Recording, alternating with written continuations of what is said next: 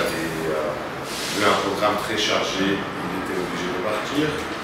Nous remercions Siddharth Kouagina, qui sera le directeur des études dans ce programme euro-méditerranéen. Donc, je vais dans un premier temps donner la parole à M. Butov, qui va vous expliquer un petit peu le programme. Excellence.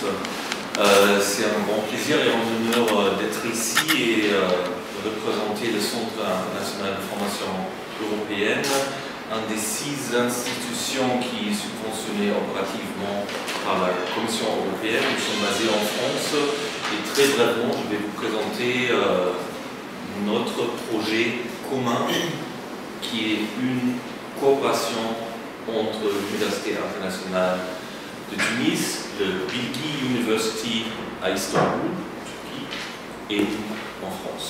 Voilà. Notre leitmotiv, comme on dit en allemand, moi je suis d'origine allemande, c'est apprendre et vivre la Méditerranée.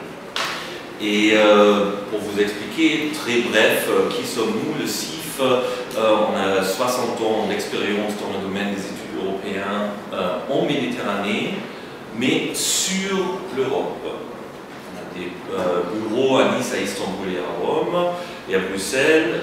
On a des programmes de master. Notre ancien président était Jean-Claude Juncker, qui était nommé président de la Commission européenne, c'est-à-dire on fait des présidents. Et notre président actuel, c'est Philippe Maystadt, l'ancien président du Banque d'investissement européen. En fait, on fonctionne avec un système comme en Flying University, on peut dire, salle de classe mobile, c'est-à-dire on fait des programmes de master qui voyagent entre des villes différentes. Et c'est-à-dire nous voulons vraiment, nous essayons à vivre les complexités de notre siècle, de la mondialisation, le multilinguisme, multidisciplinarité et l'interculturel. Conflit et de la paix, développement durable, intégration régionale et transformation dans l'espace euro-méditerranéen,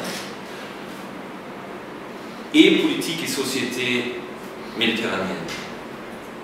Ça va être accompagné par un atelier, c'est très important, gestion de projet et communication interculturelle, et évidemment aussi par le cours de langue. Parce que pour apprendre la Méditerranée, c'est important de parler les langues. Pourquoi on fait ça? Peut-être 2-3 mots sur nos visions et objectifs partagés. Nous voulons créer un réseau de coopération euro-méditerranéen durable. C'est pour ça que les étudiants vivront aussi ensemble. On va mettre l'accent sur la Méditerranée en tant que région clé de notre siècle. Nous voulons former la nouvelle génération d'acteurs de la coopération à une meilleure compréhension des défis régionaux et internationaux. Leur choix, que ce soit la Tunisie et pas le Maroc ou l'Égypte, le choix que ça a été l'UIT et par notre université en Tunisie, est tout simplement dans cet apport que nous allons apporter essentiellement dans le management et dans les technologies d'information.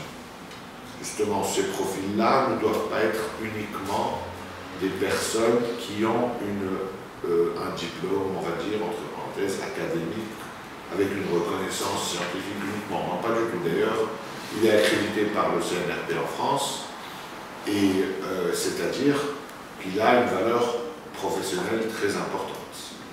Donc, bien au contraire, l'accent est beaucoup plus mis sur le côté appliqué et professionnel que le côté académique qui n'est pas négligé. Je laisse M.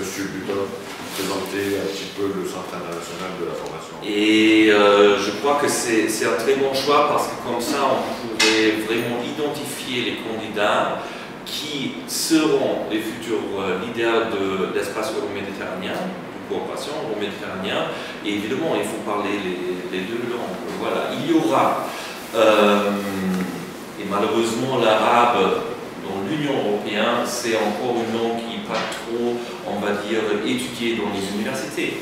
Mais nous voulons renforcer ça, et c'est pour ça que ça sera obligatoire pour les étudiants à prendre aussi des cours de langue arabe et turc, pour préparer les étudiants pour le 3e trimestre à Istanbul.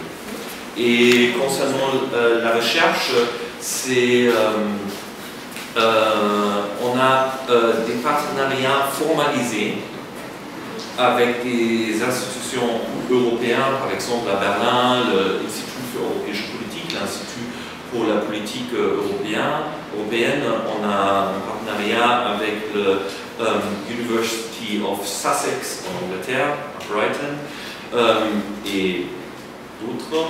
Et c'est-à-dire ensemble avec notre équipe à Nice et à Berlin et à Istanbul, et ensemble avec nos partenaires, inclus notre partenaire à Tunis, on va encadrer les étudiants. Le meilleur choix, c'est toujours que ça sera vraiment en tandem, en duo, 2 personnes différentes, des 2 disciplines différentes, pour représenter le caractère interdisciplinaire. Soit un juriste, un politologue, économiste, voilà, historien, ça dépend du sujet, vous le savez. Merci beaucoup.